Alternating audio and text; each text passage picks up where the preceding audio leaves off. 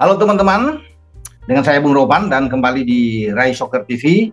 Kita akan membahas atau membicarakan persiapan tim nasional Indonesia menghadapi Argentina di FIFA Matchday hari ini yang akan berlangsung di Stadion GBK Senayan, Jakarta. Nah, pertanyaannya apakah kita akan memenangkan laga? Tentunya ini sangat berat, sangat sulit yang kita lawan tim peringkat 1 dunia dan menjadi juara dunia di Qatar tahun kemarin. Walaupun mereka tanpa Lionel Messi datang ke Jakarta, tanpa Angel Di Maria, tanpa Nicolas Otamendi yang memilih untuk berlibur, tetapi tetap 24 pemain yang dibawa oleh pelatih Lionel Scaloni adalah pemain-pemain berkualitas, pemain-pemain yang bermain di level klub top di Eropa.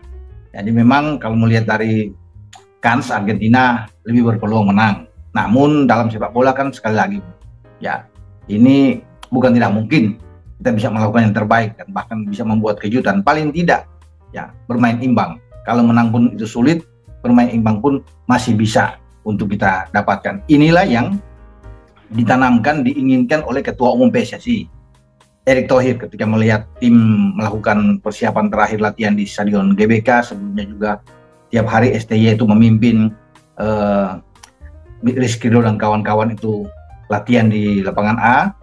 Tapi Erick ikut datang ke GBK untuk bisa melihat dan memberikan motivasi yang luar biasa terhadap pasukan Garuda kita ini yang akan menghadapi Argentina, dan dia menginginkan kita harus tampil punya nyali, harus berani bermain lawan Argentina. Ya, kita jangan ciut melawan mereka walaupun mereka punya nama besar, tetapi kita harus tunjukkan ya mental kita yang pasti harus kuat. Ini yang sangat penting yang dinilai. Kalau mental kita sebelum bertanding kita sudah kalah duluan, ya habis. Selesai. Apalagi kita melihat pemain-pemain mereka dengan nama besar Argentina, itu tidak boleh terjadi. Ya, kita masuk lapangan kita santai aja, pemain-pemain kita. Tapi dorongan motivasi ini, semangat juang ini yang perlu ditanamkan dengan mental yang kuat menghadapi Argentina. Dan saya rasa kita bisa melakukan yang terbaik ya untuk pertandingan melawan Argentina. Yang penting kemauan dari anak-anak ya untuk bisa bertarung melawan Rodrigo De Paul dan kawan-kawan. Kita akan lihat bagaimana apakah STY akan memainkan starting 11 yang diinginkan. Tentunya dengan Jordi Amat langsung main, Sain Patinama langsung main, kita tidak tahu ya. Semua ada di kepala STY lah untuk bisa melihat starting 11 dia. Tapi alangkah baiknya memang kalau Sain Patinama yang tidak main bersama dengan Jordi di pertandingan pertama melawan Palestina ditampilkan di GBK. Ya, dengan satu catatan, kedua pemain ini dinilai fit, bugar. Maka saya pikir mereka akan tampil maksimal. Ya, soal nantinya mau bermain dengan pola apapun, mau dengan 3-5-2, 4-4-2, 4-3-3, 3-4-3 itu urusan dari STY. Tapi yang penting pemain dengan kondisi terbaik yang dimainkan dalam pertandingan malam ini menghadapi Argentina. Oke lah, kalau Jordi bermain di belakang ya bersama dengan Rizky Ridho kemudian dengan Elkan Bagot, tinggal tentunya Sain ditaruh di mana. Ya, pertama Arhan mungkin tidak main, ya mungkin akan main babak kedua, masih kita tidak tahu. Tapi kalau Sain bermain pertama tentunya dengan Asnawi Mangku Alam di posisi kanan, Mark Locke di tengah, ada Marcelino Ferdinand. Kalau bermain dengan 4 gelandang katakan di sini kan 3-4-3. Bisa aja tampilkan lebih awal lah Stefano Lillipali. Kemudian ada Yance Sayuri, Jakob Sayuri yang akan bermain di posisi kanan. Di striker ini bisa Rafael Stoic, bisa Dendi, atau bisa Dimas Derajat. Itu urusan bagi STY. Kalau dimainkan lebih awal ya bisa Dimas, atau dengan 2 pemain sekaligus saja. Berubah pemainnya, komposisinya dengan 3-5-2, ada 2 depan. Berarti Dimas atau Dendi tinggal dipilih, satu lagi Rafael Stoic yang bisa ditaruh di sana. Dengan 5 gelandang, kalau 5 gelandang ini kan enak, bisa menjaga keseimbangan di tengah, karena Argentina sangat kuat ya, kalau bermain di tengah, ball position mereka pasti sangat tinggi sekali, akan membuat kita keteter melawan mereka dan pasti hanya akan melakukan counter attack.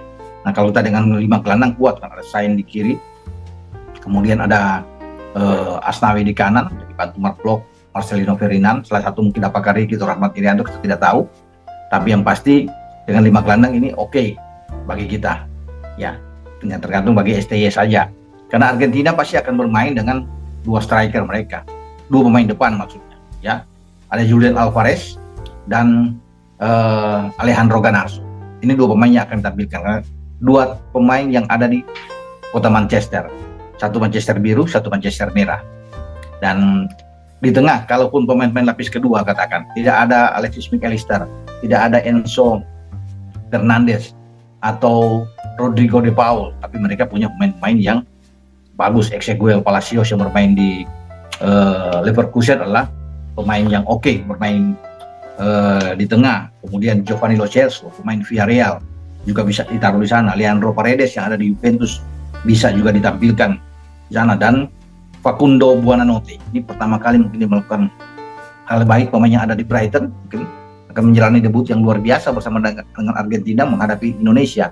Itu 4 gelandang yang saya nilai ada di kubu Argentina yang ditangani oleh pelatih Lionel Scaloni. Kita akan tunggu siapa yang akan bertarung di tengah untuk menghadapi nama-nama yang saya sebut tadi. Tapi kalau dengan dua pemain depan mereka, ya, Garnacho dan Alvarez, ini akan memberikan tekanan luar biasa bagi pemain-pemain belakang kita. Jadi harus bersiap Elkan Bagot, Jordi atau Rizky untuk bisa bertarung menahan setiap gempuran dari Alvarez dan Garnacho.